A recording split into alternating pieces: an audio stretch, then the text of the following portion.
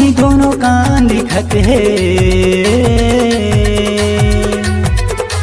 Sofa सही दोनों कान दिखत है, पेड़ दिखे बड़ा भारी।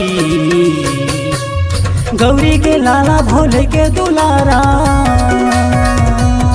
आधे मुसवा माहो के सवारी। गौरी के लाला भोले के दुलारा, आजा मुसवा माहो के सवारी।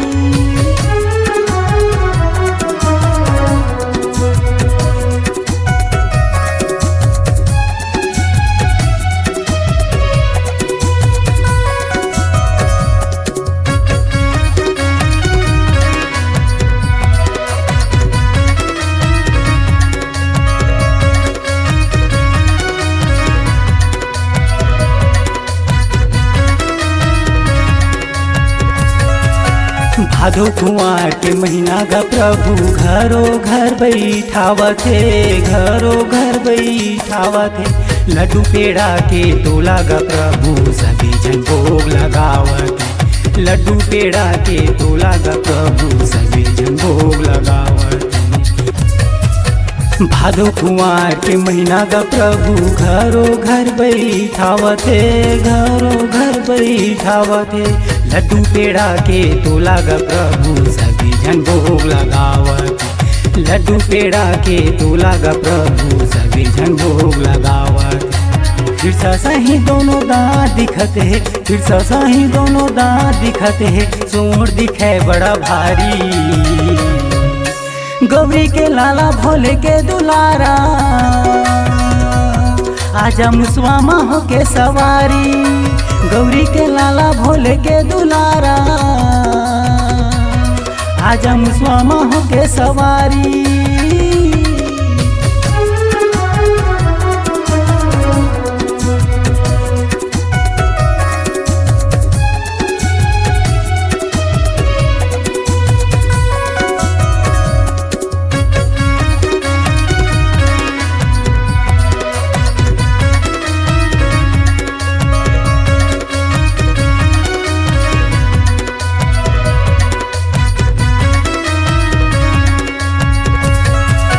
कोनो हलम्बोधर कहे जी, कोनो गोबर गणेश, कोनो गोबर गणेश।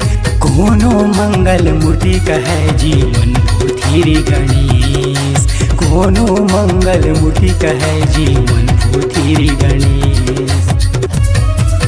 कोनो हलम्बोधर कहे जी, कोनो गोबर गणेश, कोनो गोबर गणेश। कोनो मंगल मूर्ति कहे जी मनपुरथीरी गणेश, कोनो मंगल मूर्ति कहे जी मनपुरथीरी गणेश। सरक बरोबर गाँव लागत है, सरक बरोबर गाँव लागत है, झूमन नाचन लगे। गौरी के लाला भोले के दुलारा, आजा मुसवा माहो के सवारी। गौरी के लाला भोले के दुलारा, आजा मुसवा माहो के सवारी। आजा मुसवा माहो के सवारी, आजा मुसवा माहो के सवारी, आजा मुसवा माहो के सवारी, आजा मुसवा माहो के सवारी।